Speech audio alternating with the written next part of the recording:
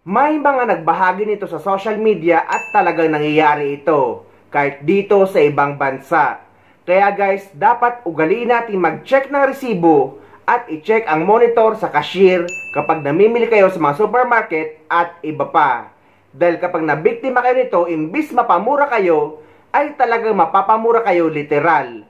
Lalo na kung nakauwi na kayo sa bahay nyo at malayo ang pinanggalingan nyo. Madalas din itong nangyayari kung hindi mo ugaling mag-check ng resibo na yung binili mo na akala mo naka-sale, pero yung product pala ay mali yung nakatutok sa barcode. At kinuha mo ngayon at card ang pinambayad mo. At umalis ka na pero hindi mo alam, ay luging-lugi ka. Dahil naranasan ko na yan dito sa abroad. Kaya simula noon ay nag-check na ako ng resibo at sa monitor habang nagpa-punch ang cashier sa counter. Share ko lang din po, tuwing bibili kayo sa shop, ugaliin po nating mag-check ng resibo.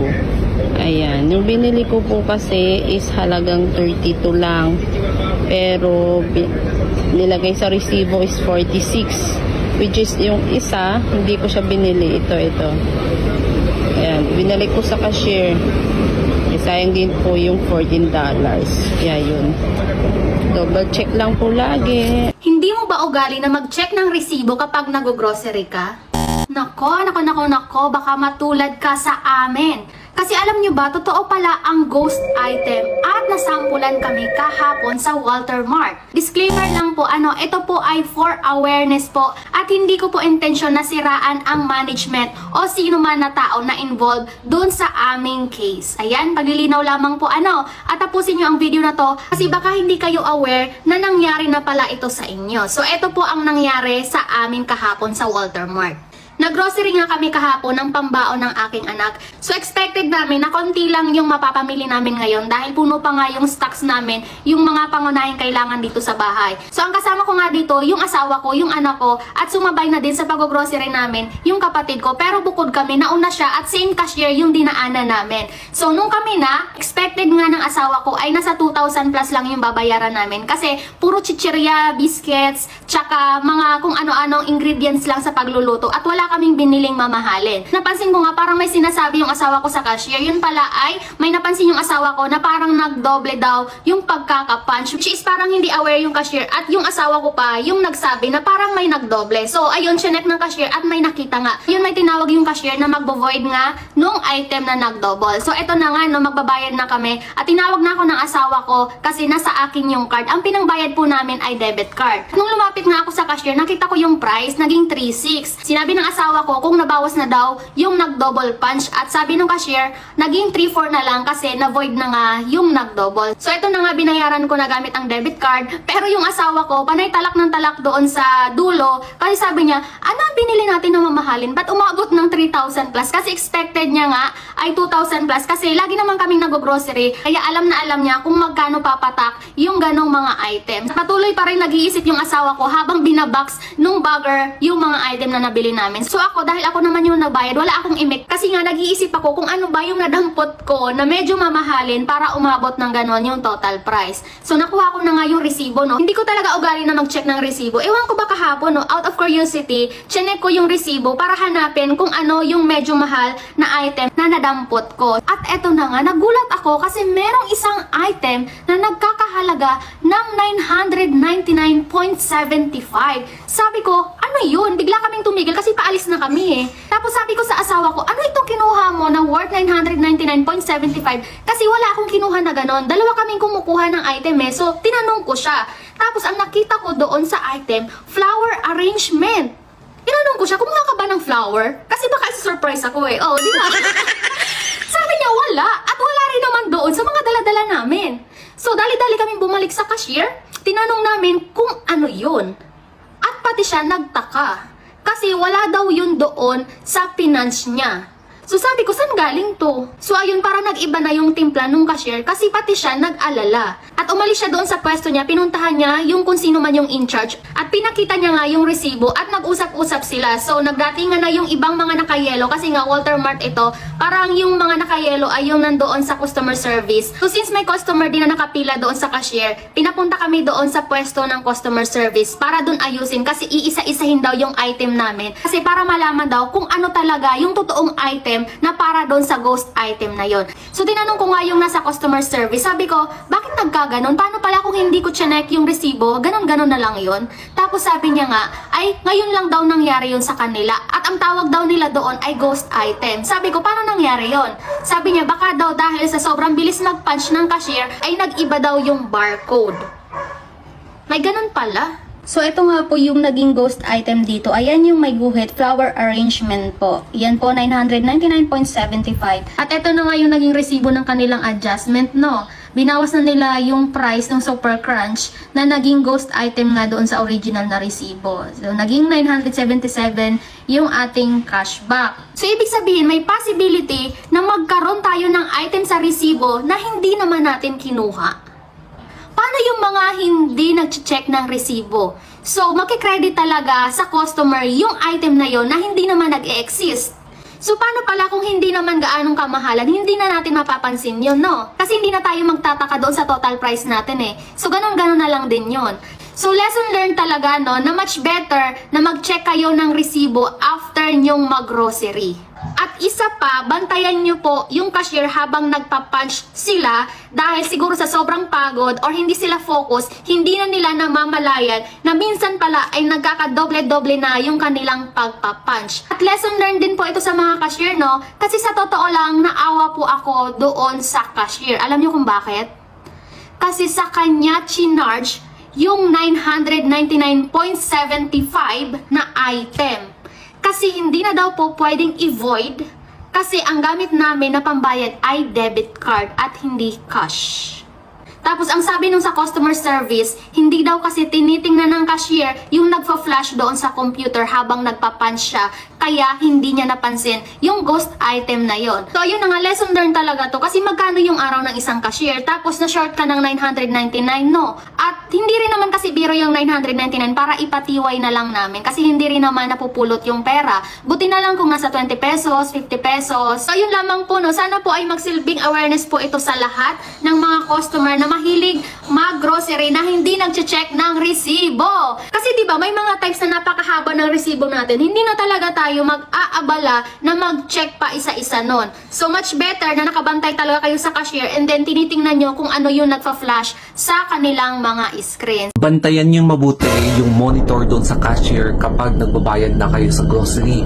Dahil sa akin, muntik na akong ma-charge ng more than 3,000 pesos per cup. Buti na lang alerto yung cashier, no, at chinek niyang mabuti bago niya i-print yung resibo para hindi ako mapasubo. Kaya babala sa mga nag-grocery na bantayan yung maigi yung monitor doon sa cashier, no, kapag nagbabayad na kayo para hindi kayo matulad sa akin, sa experience ko na muntik na talaga akong magbayad ng isang ganitong cup na worth 3,000. Kaya dinoble mismo ng cashier yung pag-punch kasi bakit ang laki-laki, 3,000 pesos, no? So pinunch niya ulit at ayun na nga, 100 pesos yung na-i-charge na tamang-tama talaga sa price nito. Ito yung story time ko na naubusan talaga kami ng stocks ng pagkain dito sa bahay, no? So, kailangan ko talagang mag-grocery dahil nga wala na kami kakainin.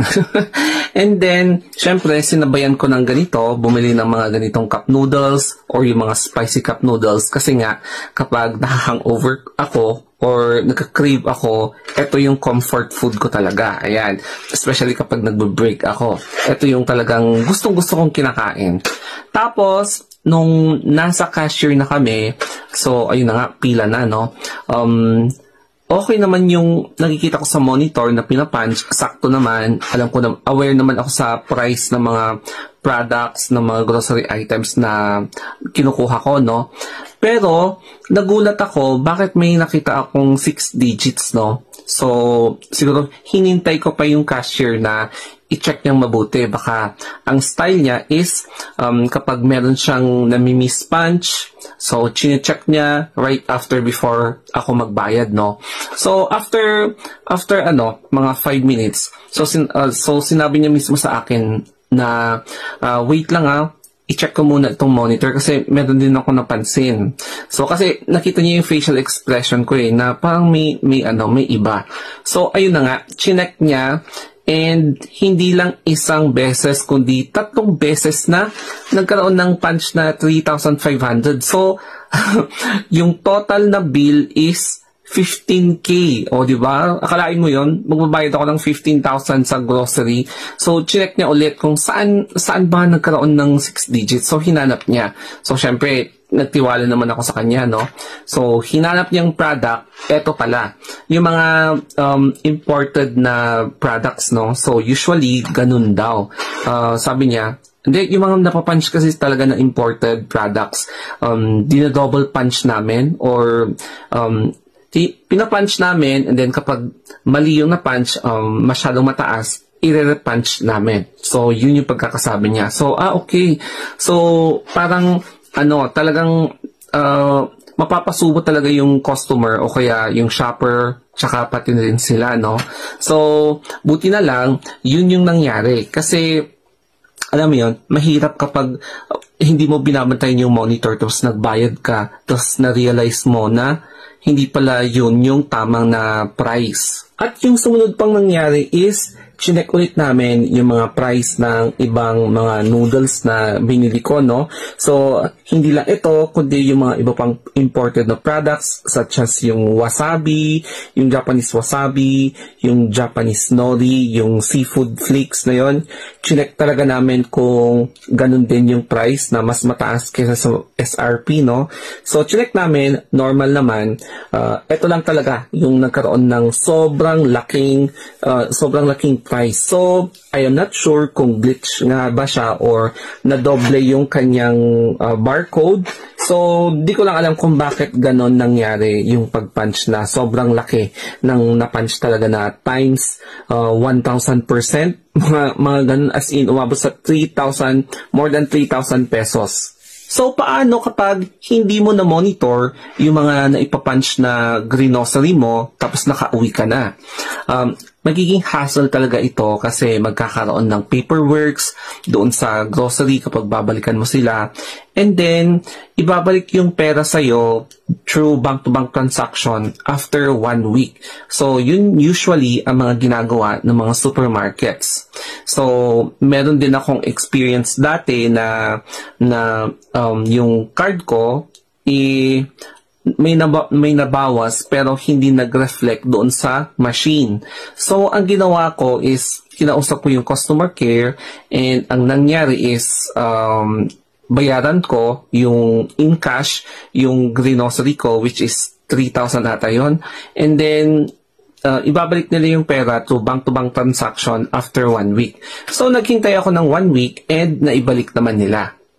Kaya ang consequence kapag hindi mo minomonitor yung mga pinapunch kapag nag-grocery ka is it will be a waste of time. Kasi uuwi ka, tapos babalik ka na naman. So, masasayang yung oras mo na instead na magre-review ka, may gagawin kang chores or may lakad ka, papupunta dun sa pagproseso mo dun sa nawalang pera mo or sa pagiging overcharged dun sa grocery mo. And then, masasayang din yung effort mo kasi pupunta ka ba dun?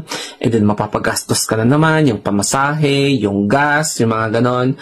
So, it is very hassle talaga. And then, kapag medyo hindi maganda yung personality ng mga staff, makikipag-away ka din, yung mga ganon na eksena. Kaya, napaka-hassle talaga kapag hindi mo masyadong minomonitor yung mga grocery mo doon sa supermarket. So, maging paalala ito sa lahat na makababayan natin na sa Pilipinas man or ibang bansa. Dahil talagang kung hindi ka aware, ay hindi mo na ito papansinin. Pero kapag nalugi ka, kahit 10 dirham or 20 dirham, ay malaking pera na din yun, guys. Dahil pwede mo na yun ipambili ng isang tray ng itlog na pwede mo pa makonsume ng lampas 1 week.